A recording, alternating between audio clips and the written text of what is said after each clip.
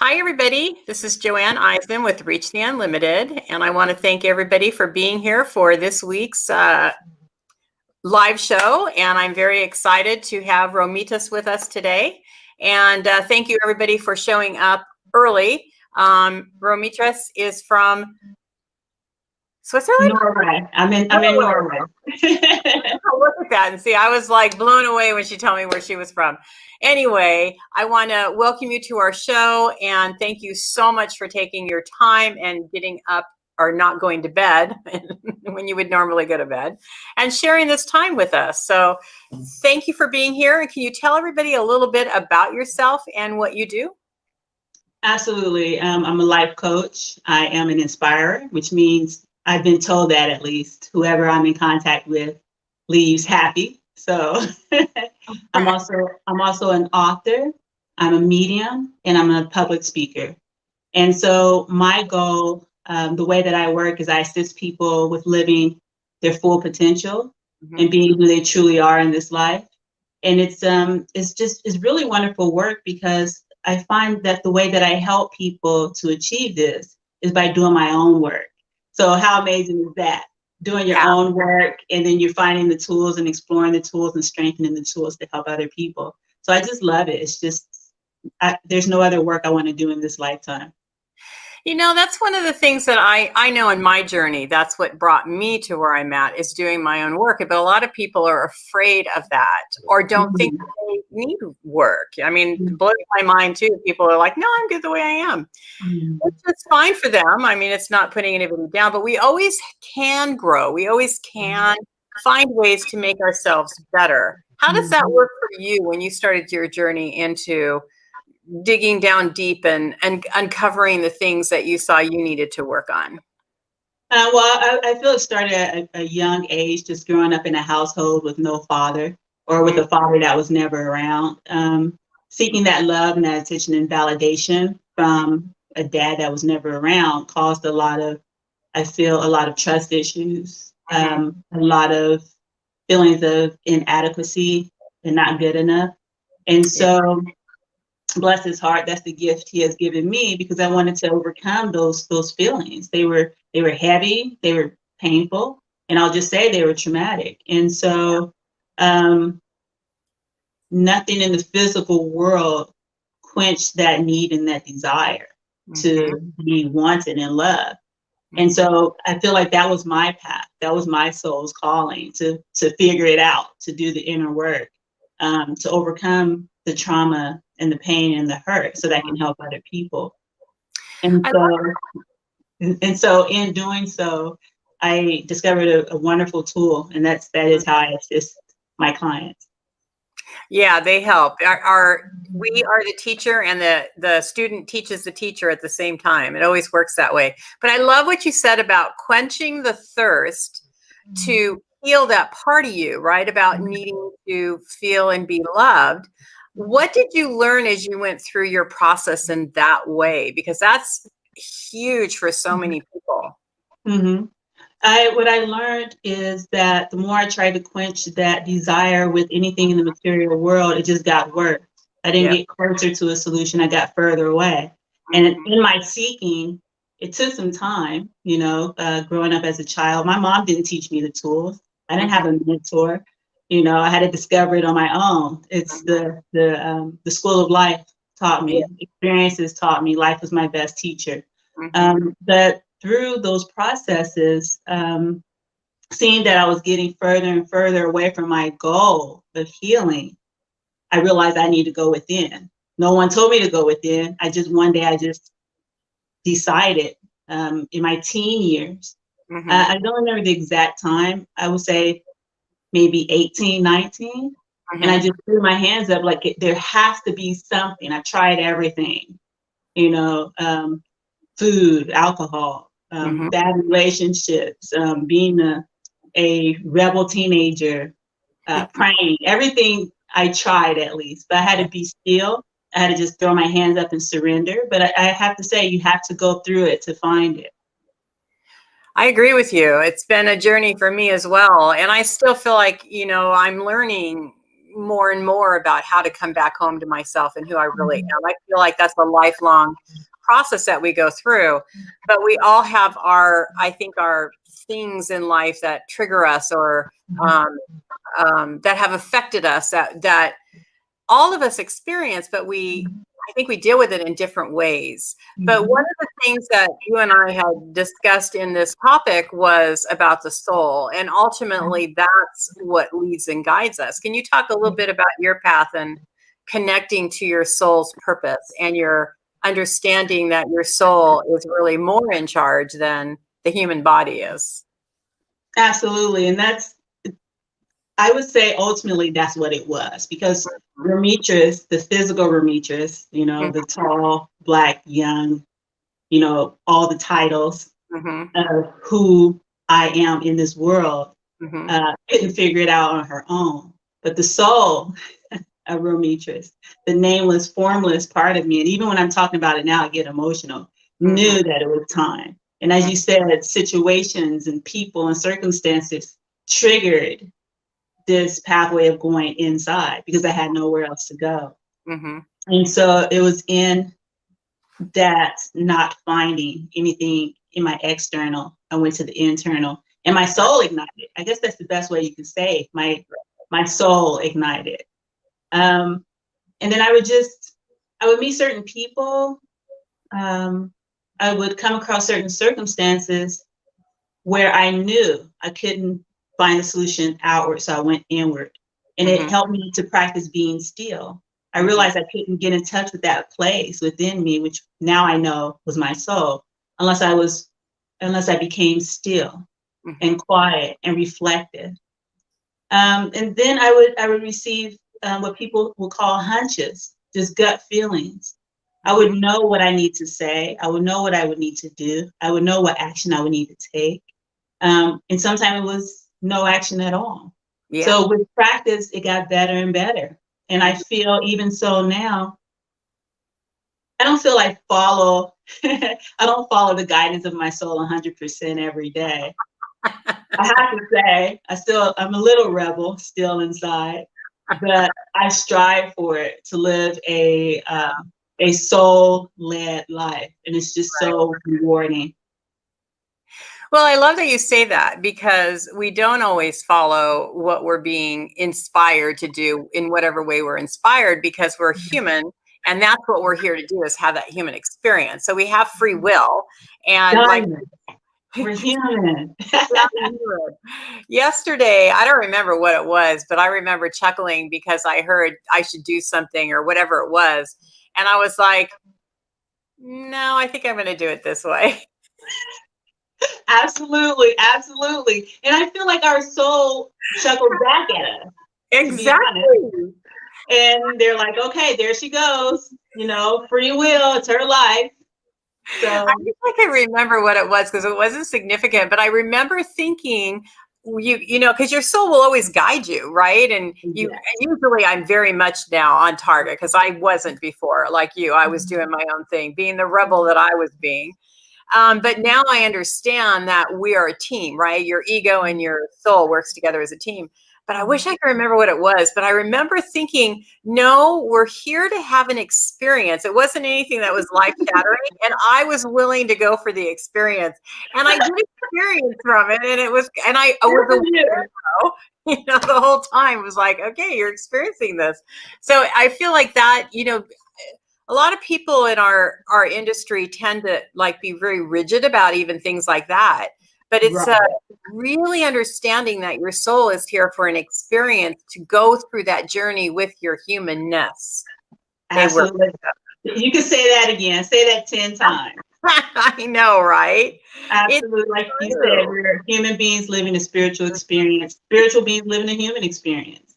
Exactly. And we learn from both parts of it. Hi, Sharon. We live from both parts of it. And that's what's so beautiful about living in this world. And I love how you said, how your father not being there really impressed you. But really, we all have things in our life that affect us in many different ways, that teach us. And that's a part of what we're here to do. And if we can embrace that, like we called it a trigger a minute ago, And it is a trigger, but we really are, if we can look at it as just a lesson instead of something, lesson's not even a good word. What's a good word for it? Because it's not really as bad as what we make it out to be, even though we have bad things that happen. Our soul. For me, I see it as a learning. I see it as a learning experience. If we can see it as a learning experience, then we don't have to suffer so much. Right. But there's lessons in the suffering. It's interesting, huh? The way that works. Exactly. And it's hard to explain that to people that don't understand it, because we take it, you don't want to make it light because it's serious. We have serious things in our life, right? Serious things that really affect us. But when we can understand what's really happening, then we do exactly what you said, take it more, not so personally, I guess. Yes. Because we're learning from it. Yes. I would say the simplest way of sharing that with someone is to let them know that life happens for us and not to us. Exactly. That's what I try to do. Life happens for us, you know, it doesn't happen to us. And anything that we come across, any experience that we have, whether pleasant or unpleasant, is there to help make us, not break us. But you can't just tell anybody that. And you're like, oh, BS, you know, this. Yeah. I feel like because they want to have a sense of control of their life, that they, you know, they're led, not the soul. The soul is not leading them. They're leading themselves, is another way of saying that. Right. No, I love that. It's really true. What brought you to mediumship? What directed you that way? Because that's a whole nother level. Oh, yeah. It is a whole nother level. And I feel like it's a whole different world. Although, you know, many of us are intuitives, many of us are psychics, just simple sensitives or empaths. Mediumship goes to a whole nother level. I've just been sensitive ever since I was little. And I would always feel the presence of beings around me. I never quite knew what these beings were, but I always sensed that I was never alone. And it wasn't until I got older that I wanted to discover it and understand it more. And I also remember an experience, I was probably about 5. I asked my mom about it, and she's like, Remitris, you're over 40 years old. That's a long time ago. So I can't remember the exact age that I was when I woke up from my bed. And there was an old lady playing with my toes. And I remember laying in bed, rubbing my eyes, like trying to focus. And she was still there, but she was transparent. And I yelled and I screamed and I jumped out of my bed and ran to my mom's bed. But it's interesting because what she told me, I'm not sure how long later, is I'm pretty sure that was your grandmother. And that always stuck to me, like, because I had never met my grandmother. She had already crossed over. So when she told me that, I'm like, what? I didn't understand it as a little girl. But when I got older, I would reflect back with what my mom said about my grandma, like, oh, she had passed over. But then why was she at the foot of my bed? You know, so I started questioning and discovering my gifts and strengthening my gifts because I wanted to help other people here in this world with their grief and their loss. And I wanted to assist spirits in the afterlife with communicating with those who are still here. And I love it. I mean, just as you know, it's a lot of work. It takes a lot of work. It takes a lot of dedication. And it's actually not work at all. It's a path of service. So I don't really see it as work. It sounds to me like your mom then had a proclivity to mediumship if she was aware that that was your grandmother that was playing with your toes. It's interesting you say that because when I was sharing with you, you must be psychic. A question mark came up in my head and I was like, you know what? My mom must believe in it in some way. You know, because I used to always ask her where I get my gifts from. And she would be like, girl, I don't know where you got it from. That's just you. That's your thing. But I got it from somewhere. So I feel like on some level, she was aware. Yeah, she would have had to have been, or she would have said the typical thing that parents say, oh, no, it's just your imagination. Go back to bed. It's not a problem. Nobody's there. You're just making it up. You know, that's what normal parents, well, I want to say normal, that was not a right use of words, but how typically it's handled. And for me, that's how I would have handled it when I was a parent. I don't remember my kids ever doing that though. But see, I was the opposite of you. I was very sensitive as a kid, but I was afraid to death of what I felt was there and didn't know. I was scared. And as I was going through my journey, I had a friend of mine who really liked and was intrigued by the spiritual world and the darker side of it. So she wanted to become a Ghostbuster. And it used to be a joke that I would go hide in the closet. She could go chase the ghost because I didn't want to. I don't want to talk to me. I don't want to see them. I want nothing to do with them. Yeah, yeah. Well, that's common at a young age. I mean, I didn't know that. To be clear, I was not excited to dive into that at a young age. It wasn't until a lot later. So I had a lot of fear as well. So I feel like a fear hinders us, or it can actually give us courage to explore. And so going back to my mom having some sense of mediumship on some level, I feel like she never went in that direction actively because of fear. You know, fear of the unknown, fear of what she couldn't control. But she let her daughter do it. Oh my gosh. So I take that your mom is pretty supportive of the direction in life you've gone.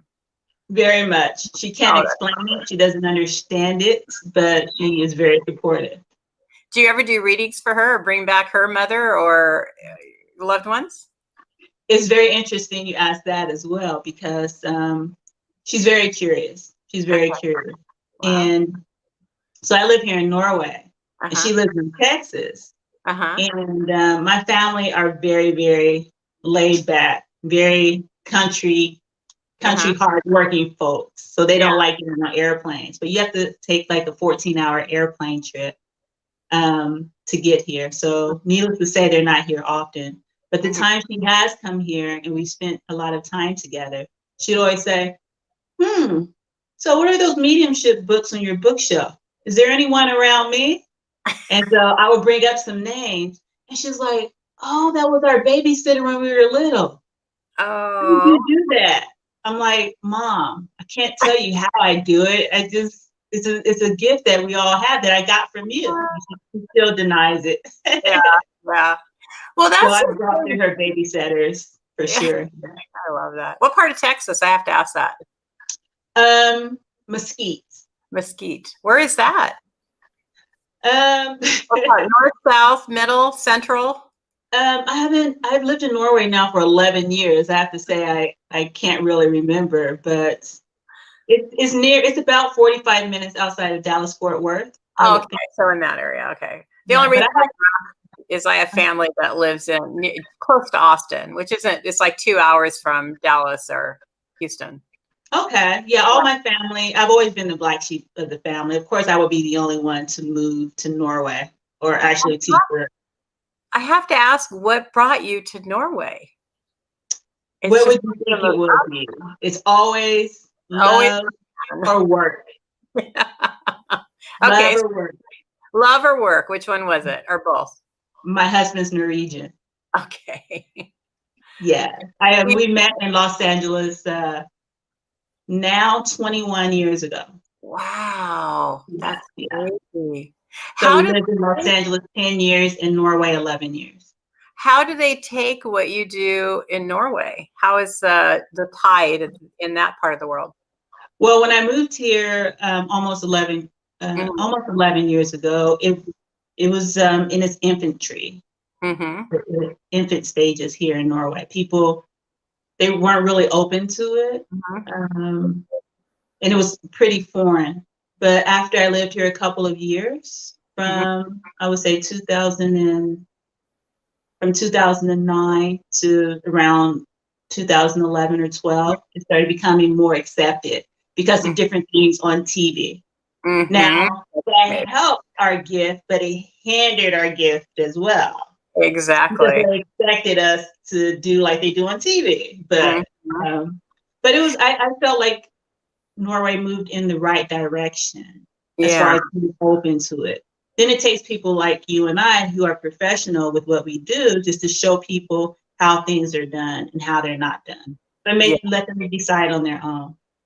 You know, I've had a lot of people talk about that subject, and you've had, I think, probably a really close connection to the ideas that people have from TV mediumship or mediums. Mm-hmm. What are the fallacies from those types of mediums to the realistic day in and day out communication that a medium would have? There's so many to name, Joanna. I don't even know where to start. Well, for one, I don't really believe in walking up to people and saying, I see your mom around you, mm-hmm. or I see your family. I'm just walking up to total strangers in the street. I don't really feel that that is ethical. Yes. But you see that on TV. Yeah. And I would say that's the biggest thing. But then also that everything is 100% accurate. On TV, yeah. It's 100% accurate. In real life, we both know. Yeah, it's not. That's not the case. And the reason it is on TV is because they've edited out the parts where they got to know. Mm-hmm. Mm-hmm. And I would say another thing you mentioned, the opposite side of the light of spirit. Yep.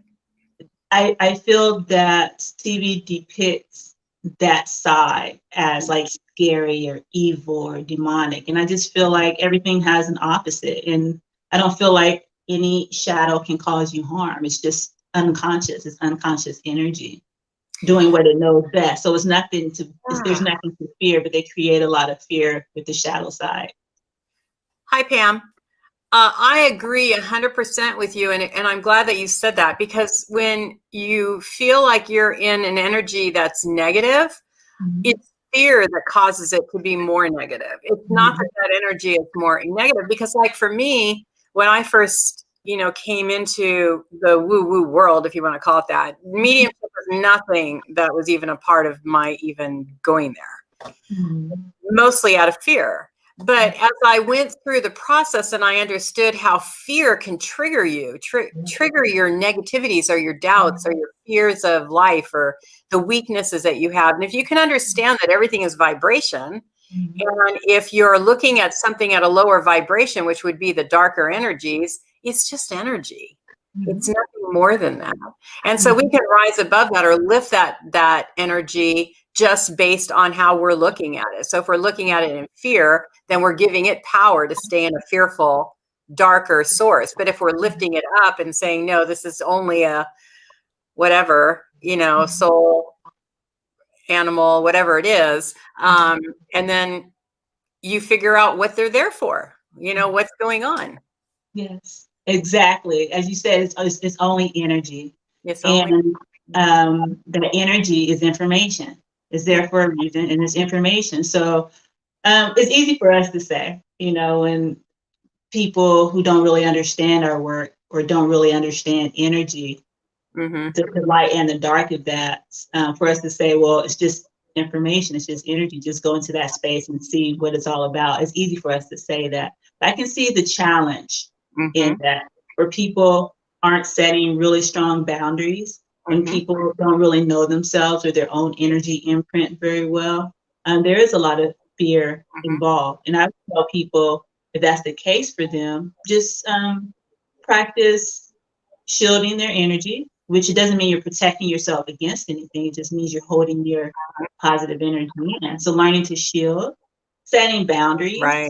Mm-hmm. When you have this presence come into your space, this is our world. It's not their world. So we can command that they can no longer be in our mm-hmm. space. But actually, we should do that with human beings too. So it's no difference. The only problem is we don't feel we have the right to, and that's what causes the problem. And that is a really good point for people that get into situations where they feel they're in a darker energy. Is you absolutely hands down have the right to say no, get away. I'm not going to interact with this. Whatever works for you, you absolutely have the right, just like a human being. You have the right for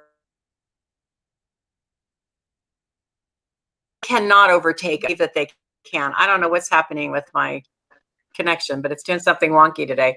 But they cannot take over us in any way, shape, or form. They just can't. Even as we're doing mediumships, we're not being taken over. Or even in trance, when you see people do trance, they're not taken over by that spirit. They're just blending with that spirit. Absolutely. Yes, absolutely. And again, it's about educating ourselves. Knowledge is power. And the more we educate ourselves, the less fear we'll have. And the more power we'll realize we do have as well. So but it's interesting when you're talking about the lower vibrations, your internet started going on. Yeah, I don't know what's going on. I've never had this happen before, but it's definitely my side. So and I'm not going to change anything right now because I don't want to make it worse. But I see why. I'm on my 2G instead of my 5G. Anyway, we'll just limp along. The other interesting thing you said about TV mediums is, they get yeses. Everything is always yes, I get it, I get it, I get it. But what I would like to educate people is when you get a no, that doesn't mean that you're wrong. Do you want to talk a little bit about a no when you're going to a medium and you feel like they're not really connecting to your loved one, or you're getting information that you have to say no to? Can you talk a little bit about that? Absolutely. It did take quite some time for myself, and I'm sure many other mediums as well, to become okay with the no's, to become comfortable with the no's.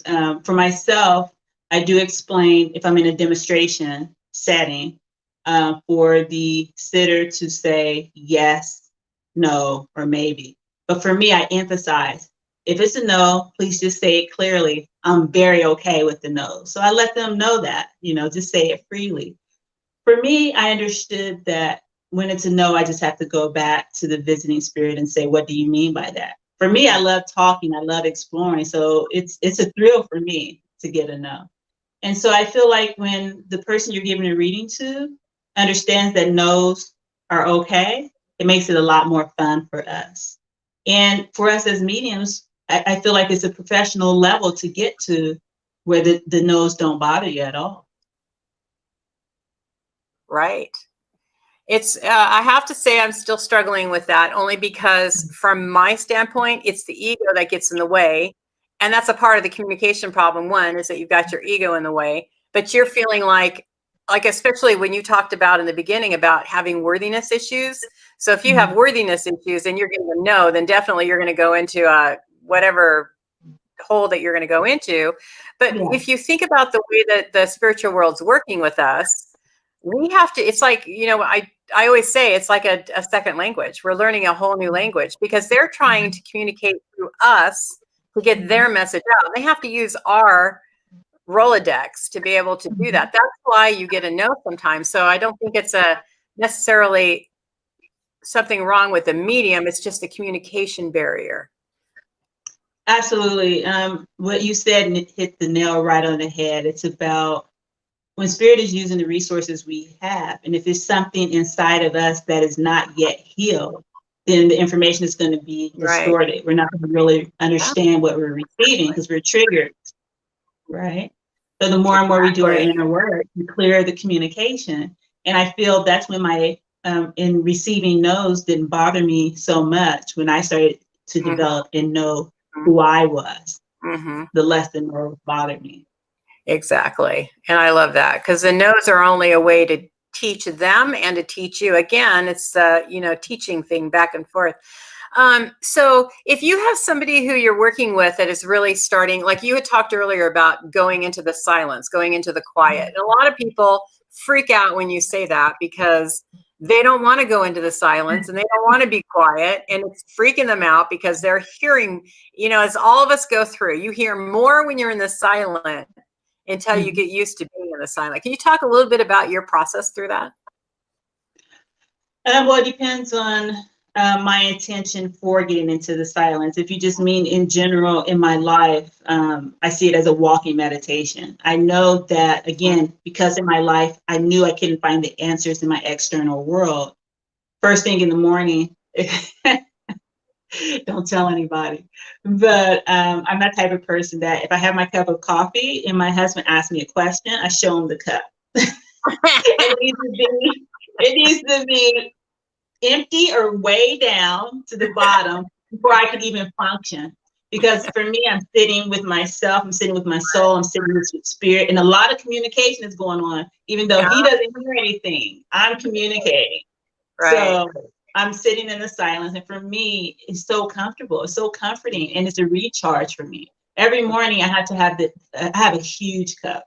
It's bigger than my head, and so that's my silence in the morning. As far as with meditation, some people call it sitting in the power. I do that often as well, and that's just sitting in my own energy field, in my own space, and allowing spirit to come close without communicating. And I'm building that power and building that power.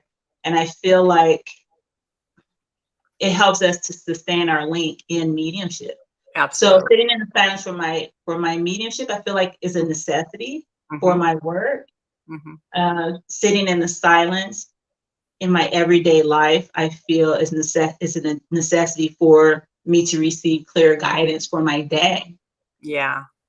It also brings a sense of calm to your body and healing to your body when you can do that. And what I like to get through to people who are starting out or have trouble with meditation, don't put an expectation on it, because if you do that, then you're only going to mess it up, because whenever we put an expectation on something, then it's not turning out the way we wanted, we failed. And that's not what meditation's about. It's about learning that process. Like it sounds like you went through, the beginning, it wasn't like you sat there for 5 hours and your mind was totally blank and there was nothing going on. That's just not going to happen. Even when we've been doing it unless you're a monk up in the Himalayas and you have no other stimulation, are you going to ever get to that point? But it's a process, like you said, that I feel like you went through in your journey. It's just that inner getting to know yourself again and the truth of who you are. And that's what we're really here to do. I feel so too. And I love when you said that is what we're actually here to do. That is our soul's purpose. Rediscovering ourselves, self-realization. And it's such an exciting journey. I would be lying if I said that it was easy, because it is challenging, it is difficult, it is hard, it's all of that. But again, if we approach it in the way that, okay, what is life offering me instead of what is life doing to me? If we approach it with optimism, as much optimism as possible, we will suffer less. So we are here to rediscover ourselves, without a doubt. And for people who cringe at the thought of just sitting silently, you can have a moving meditation, a walking meditation. When I walk my son to the preschool every morning, he rides his bicycle, and I'm, of course, watching him to make sure he's safe, but I'm listening to the birds, I'm feeling the air on my skin. But I'm not thinking about my to-do list. I'm not thinking about my deadlines. I'm just being present with just nature. So that a walking meditation is fine too. Absolutely. There's a lot of different meditations that you can do. And I feel like one of the things that we tend to do in the spiritual world often is we put a lot of pressure on people to be a certain way or have to do things a certain way. And really, just like my feeling is we're each individually different. And the way that you do your whatever practice would be is going to be different as well. And there's nothing wrong with that. You just have to find what works for you. Absolutely. There's sometimes I meditate while doing the dishes. I get done really fast when I do that.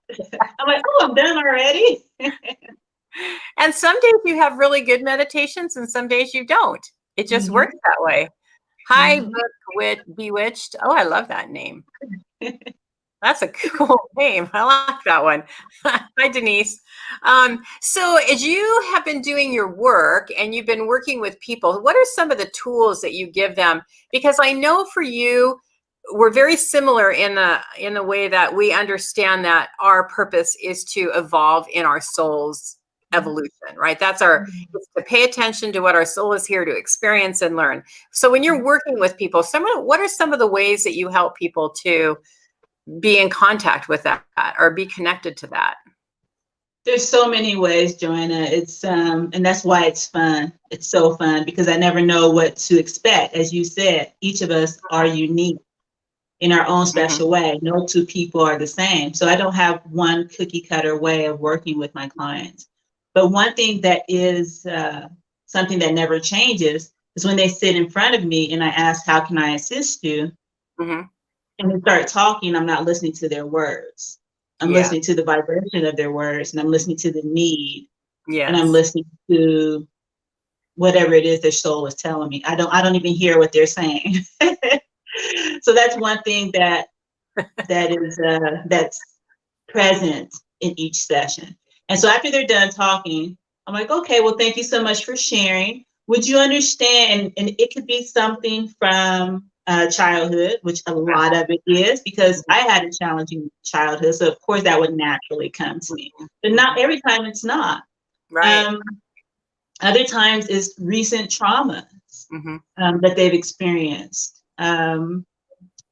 patterns that they have that they can't overcome, or that they don't even realize that they have. So patterns, traumas, childhood experiences, it all just comes to me like a movie. Yeah. Like puzzle pieces just dangling around. Yeah. It's so funny. I used to hear people say that when I first started, and I was like, I don't see any movies. I don't understand what you guys are saying, or I don't see any pictures. I don't get it.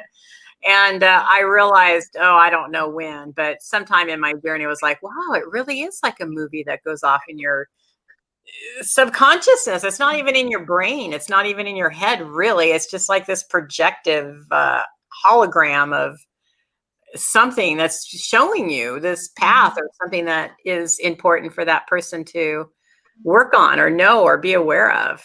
And all of us have this, I believe. You tapped onto that, and I really want to go back to it. I like saying it every time, because so many people and want it to be like, you've got some special gift or something that nobody else has. But all of us have this ability. It's a matter of working at it. Do you want to talk a little bit about that?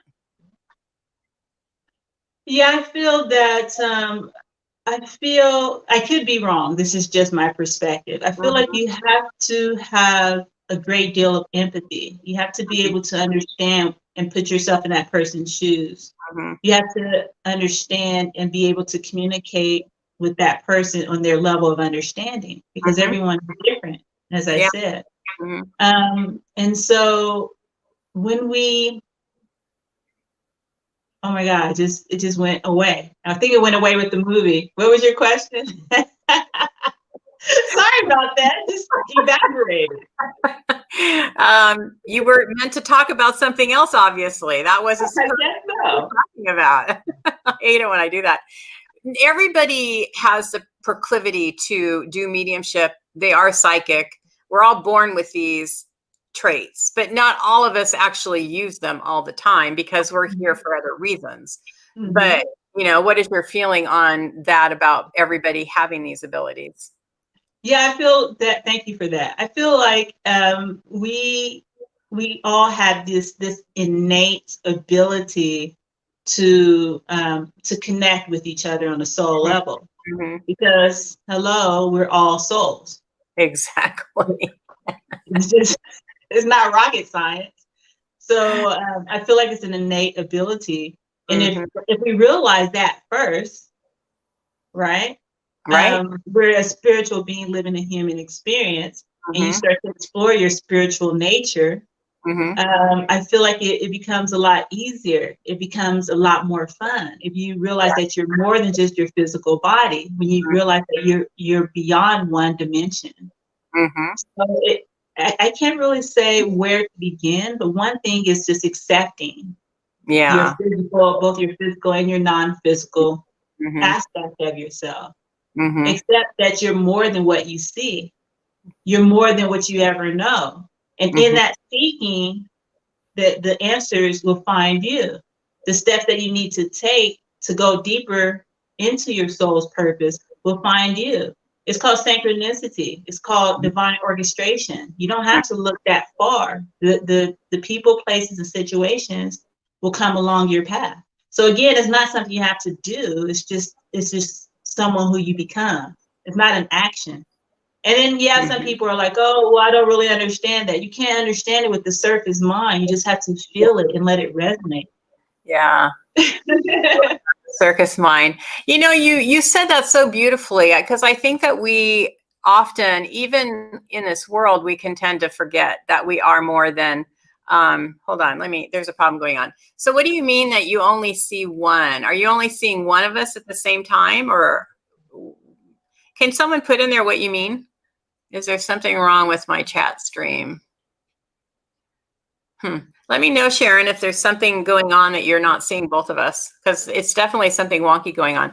But I love how if you bring it back to the fact that we are a soul, but you as a human can have a relationship with your soul. And as you're moving through that connection, that's how you become more and more connected with your soul, which is really crazy. Yes, absolutely. I love how you said that. It was so beautifully said and made it so simplistic to understanding the whole process. That was absolutely brilliant. We'll have to take notes on the playback because I don't remember the words. It's just every now and again I'm speaking from Ramitra's, and then when I feel a complicated question coming, I'm like, help me. And then the words go whoop. I've gotten to the point now where my whole team knows, okay, I need to interject here, and they just talk through me, and then later I'm like, wow, pretty Exactly. cool. Exactly. So I feel like, we all have these gifts. It's innate. Right. We can choose to develop it.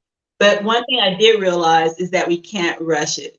It has to unfold. It has to blossom. Because believe you me, I tried to plow through the courses, plow through the books because I wanted to get to my destination quick.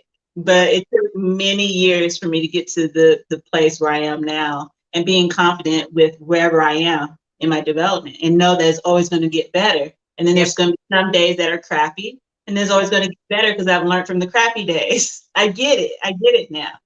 You know what I'm learning from that? Because lately I've been having these wonky readings. And so I was actually, before this, I was in a practice session, and I'm getting like, today I had like 5 of her family members and 2 dogs come through.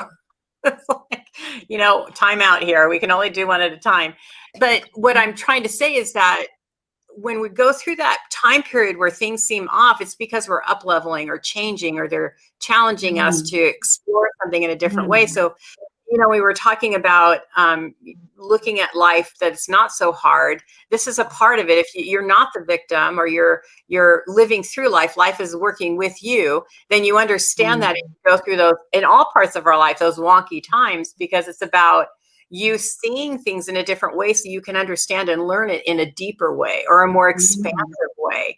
Like right now, I'm doing this whole weird thing, which is blowing my mind, with my mediumship. And it really took this teacher because I've been very frustrated about it and trying to figure out how it works. And I'm like you, I was like plowing through, man. I needed to, now because I'm that way in my personality anyway, I see that I need to do something. So how do I get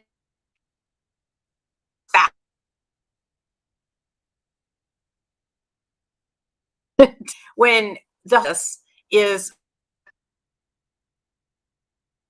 learning? That's a part of the learning. And if you can understand that, even when things are wonky, which I had forgotten about, that's about you expanding and learning and growing in a different way. They're challenging you. Mm-hmm. I feel like it's great that you are aware of that. Many of us who are aware that when things go slower than expected, or when you think you've learned something, you've come so far, you go 10 steps back. I feel like once we understand that that's part of the process, that in itself makes it easier. But it doesn't take away the frustration, it doesn't take away the mental chatter of, I should be there by now. I should know this by now. We're still human. Exactly. And that's the key. And the whole point to this conversation is we are a soul, but we are human. Now, what do you think about whether people know they're on their right path when it comes to their soul's journey? Do you have any tips on that one? Yeah, the 3 tips that I provide my clients to let them know that they're on their path. And Mm-hmm. The journey that their soul chose for this lifetime is if Mm-hmm. it brings them joy. Just Yeah. imagine waking up doing things or being places or having experiences that bring you joy. Mm-hmm. That's your soul's purpose. Mm-hmm. And it has a sense of bliss attached to it. Mm-hmm. That is your soul's purpose. Mm-hmm. If it's something that drives you or motivates you and you just can't get enough of it, that's Mm-hmm. your soul purpose as well. People Mm-hmm. think a lot of times that their soul purpose is this huge, extravagant, happily ever after the end phenomena, and Are it's making not. $1 million phenomena. The Right, richest and the best. Yes, all those things. right. It's the journey. The journey, our Yeah. soul's path is. I feel like it's an emotional one. How we feel along the journey, absolutely. And I borrowed that from Abraham Hicks. Joy is the journey. I don't want to adopt that for Well, it myself. is the journey. I loved it. That you actually acknowledged, because a big thing that's going around I've been noticing lately is people stealing other people's thing, and it's becoming a big thing right now. I don't know if you've noticed that in the world of it's like that was my idea. Well, I'm no like, idea hello, that's is so. plagiarism. Hello, plagiarism. But it But shows it's like, integrity, though. I mean, go that you ahead. I'm honored sorry. that. It shows integrity. I love that you did that. Mm-hmm. And I had to say that because I know of a couple things that are going on right now that's like really big and it's really ridiculous, but whatever. Whole nother subject. Mm-hmm. One of the things, though, about your journey that can be kind of sticky is I feel like sometimes you can feel you're on the wrong path, or you can feel you're going in the wrong direction. But I feel like, from my experience, especially in the choices that I've made to get to where I'm at, it did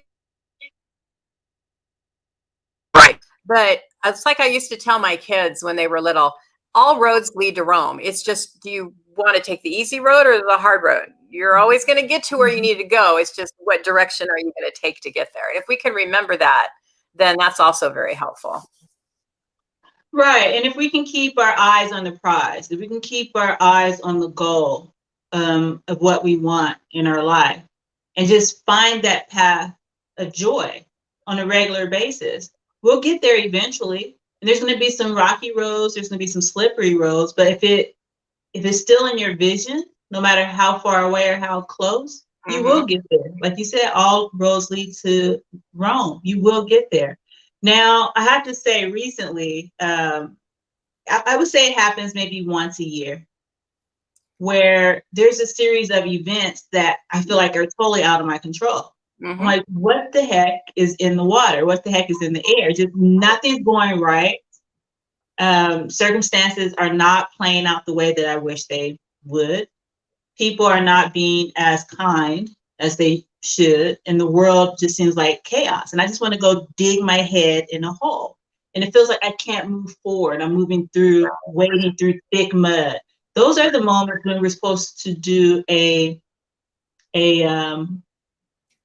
I would say, an inventory on our life. Those are the times when we're supposed to slow down and, take our time or not move so fast. I feel like that's the universe's way of telling us to possibly do a detour. So when those moments come, instead of pushing ourselves forward or digging ourselves in a hole and putting our head in it, I find that I'm supposed to just slow down. Because I'm like you, if spirit gives me a vision or I see my goal, I'm like, okay, my brain goes, I want to get from here to there. I see it. And I feel when I was younger, I used to be able to see into the future. I would say, if I were to measure it, at least 10 to 15 years. But now I've learned as I've matured, my sight usually goes about 5 years. I can only see forward in my life and someone else's life up to 5 years. So I kind of block myself in a way. Yeah. I feel like that happens, so I won't. Right. I just had a conversation about, people that are doing psychic or mediumship, and timing can be off. And a lot of times that has to, we had up to 7 Sharon. Sharon Club. I don't know why I track Sharon. At one point had up to 7 Sharons. So that is the truth. And nobody's been doing anything but speaking the truth. So I just wanted to put that in the chat here going on. There was one other thing here. Hold on. Looking at the questions.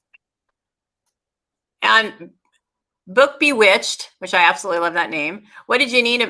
Were you talking about it all didn't add up, maybe dreaming the 7 Sharons? Or was it something that we had said? So if you want to clarify that, if you had a question, we can answer that. A little scuffle going on there about Sharons. Yeah, there is bad buffering. It's my end, not anything else. I'm on the wrong broad bandwidth today for some reason. So, sorry, derailed. What was I going to say to that? I've been watching, and I just want to make sure everybody's being nice in there to each other. So I agree with you. Okay, time is we see time as linear, and time is not linear. We're living time in all aspects of time. So sometimes that can get hard for people to determine time and when something's going to happen, or when it did happen in the past because of time, the linear time. I feel that as well. And so when I receive guidance from myself, then I know that it's not going to happen right away. I know that it's going to happen maybe in a year or two. Right. So for me, it's approximates. I never give exact dates ever, because as soon as the client knows, it changes the whole course of things anyway. Absolutely. I have told so many people that you cannot. Yes. Just yes. On that one. Yes. You have free will, and so somebody told me once, something is going to happen. I'm waiting for that.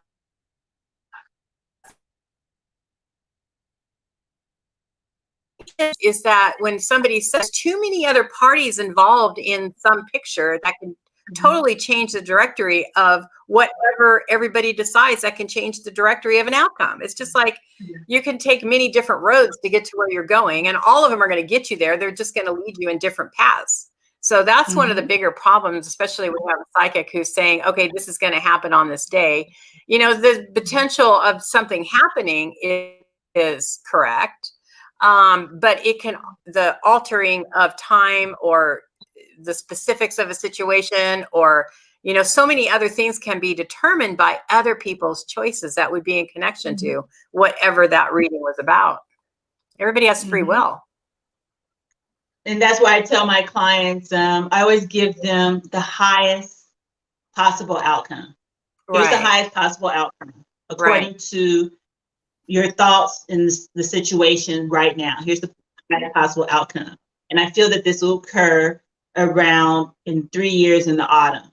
Right. Something, we'll just say August 12th, 2025. I don't do it that way, just because that's the way I choose to. There's some that are, phenomenal and give exact dates. That's just not what I do, because for me, if I give them the highest possible outcome, I feel that I'm still letting them use their own power. You have the power to move in that direction. I don't want to take away their power.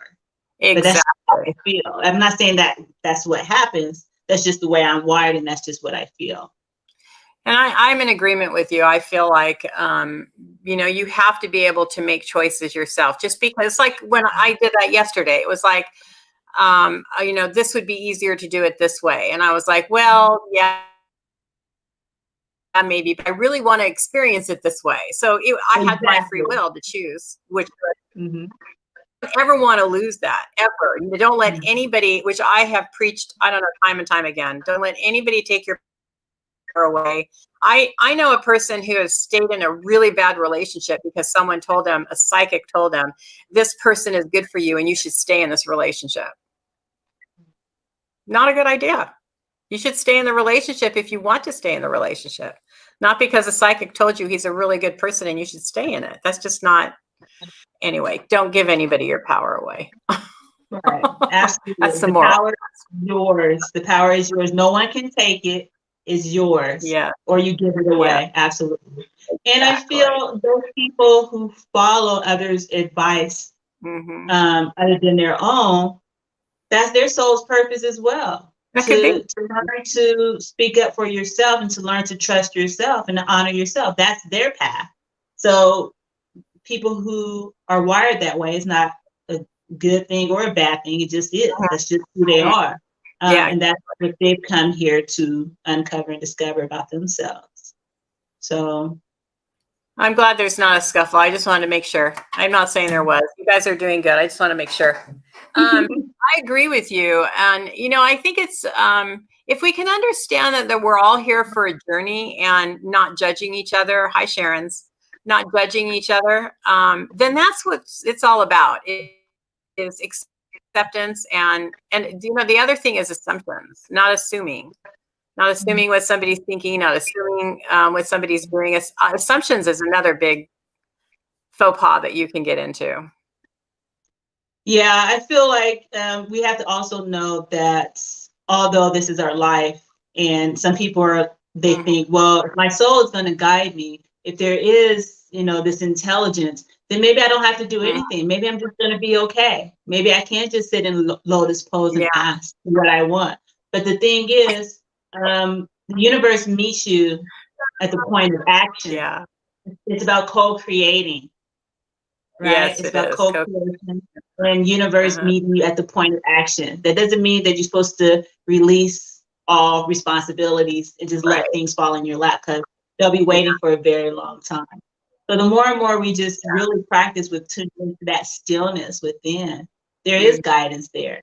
The more and more we learn to not make assumptions, which is a human characteristic, we all do it, but we have to be conscious. We have to learn to be conscious of it.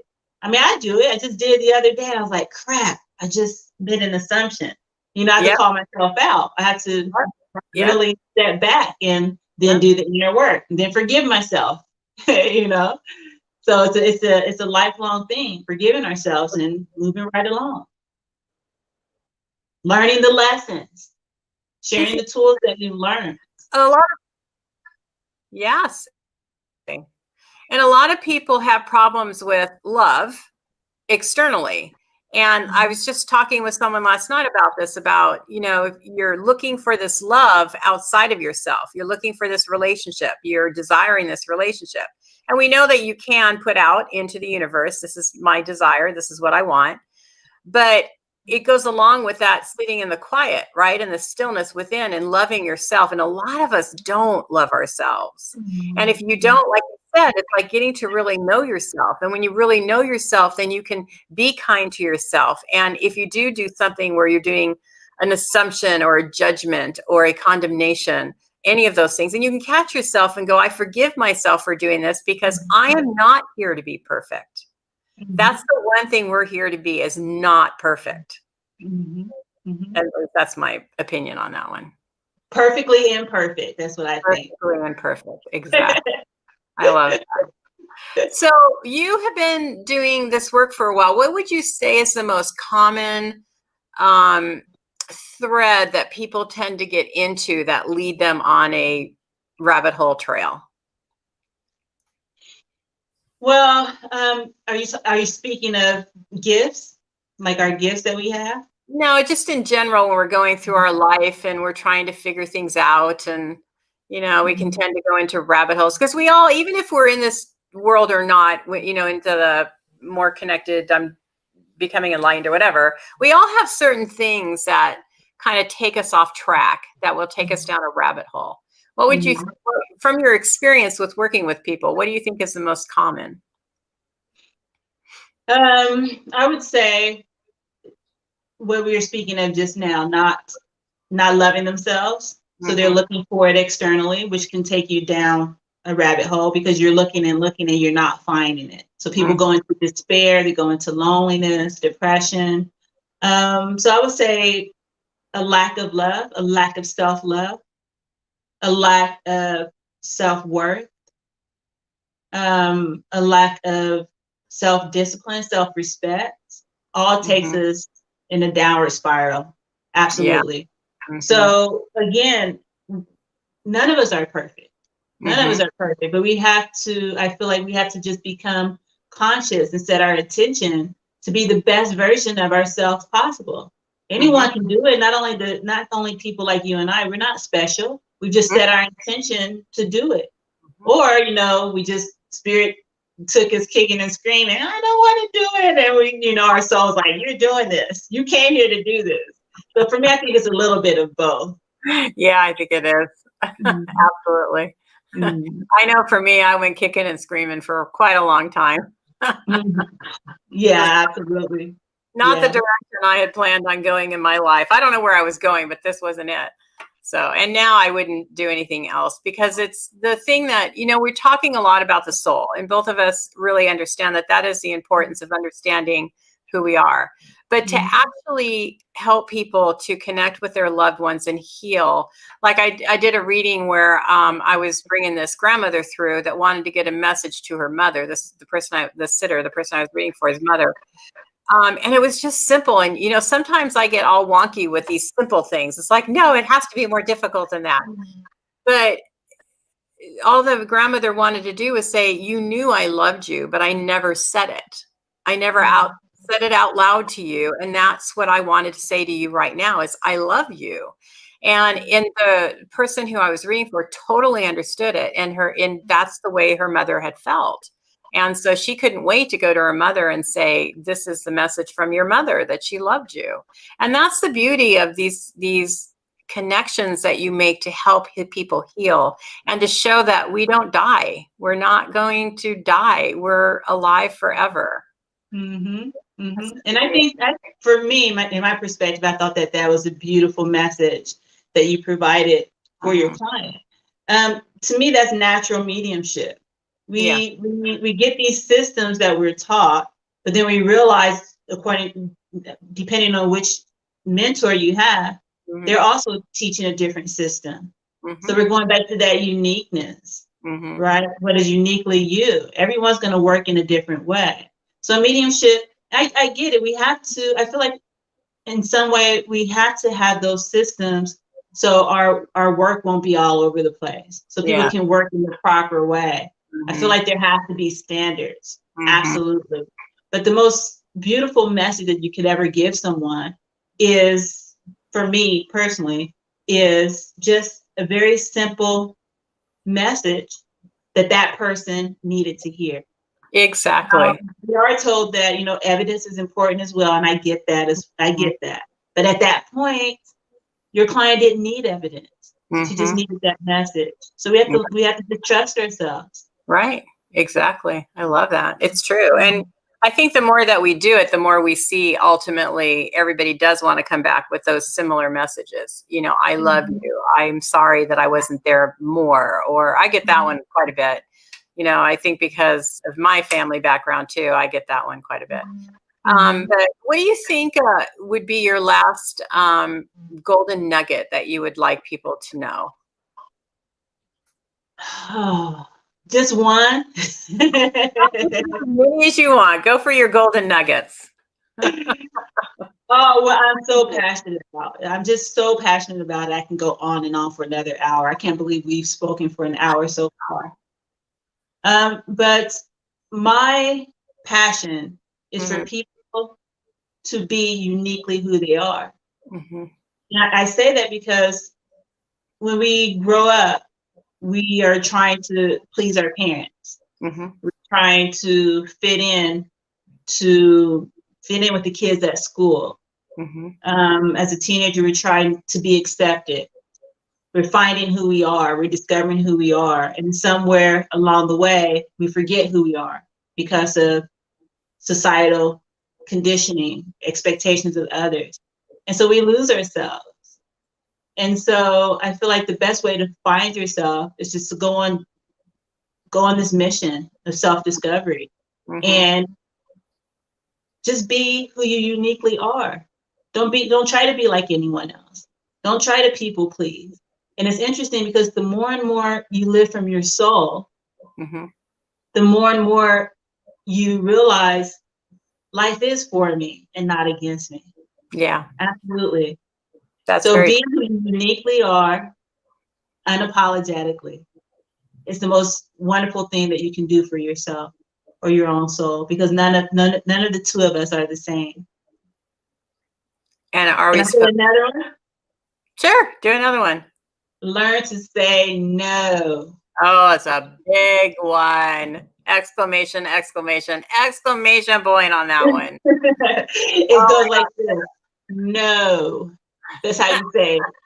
Because when we realize that saying no to situations or people that don't serve our growth is saying yes to us, right? So that's what I would tell the listeners. Saying yes to situations and people that don't serve our growth is saying yes to us. Exactly. And guess what? That's going to help your mediumship as well. When you get that no, you're like, oh, okay, let me see what's going on here.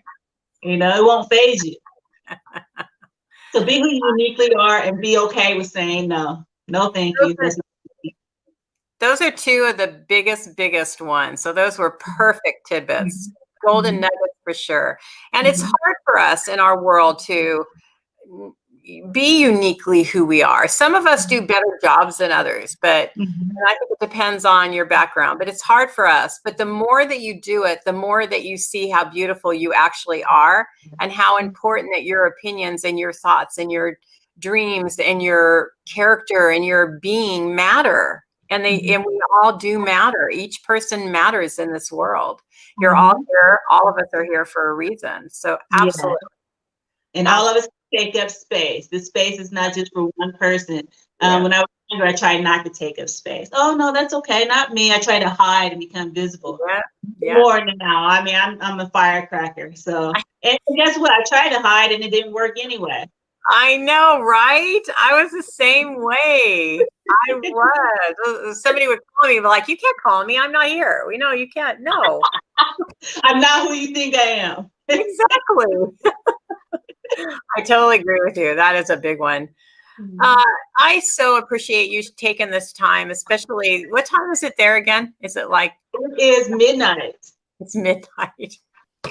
This was like a total interview of love, let me tell you. That I so appreciate you taking your time and sharing with us your wisdom and the beautiful person that you are. It has been such a joy to talk to you. Thank you. Thank you. You've given me a reason to talk. I love talking. That's my soul's purpose. I get paid to talk. So thank you. I love it too. Talking is a good thing. And thank you, everybody here. I enjoyed watching your chats, even this whole big Sharon thing. It's hilarious. This whole Sharon thing is so funny. And Book Bewitched, I absolutely love your name. That is absolutely fantastic. Thank you for joining us. And Denise, I missed you, but thank you for being here. I don't know if you're still here or not. And everybody have a great day, the rest of your day, or you have a nice sleep now. I'm wired now. I can't sleep. I'm about to go get some tea or something. All right. You know what I think we should end this with? Everybody be the uniquely you that you are. Don't be anybody else but your unique being. So absolutely. Bye. Take care.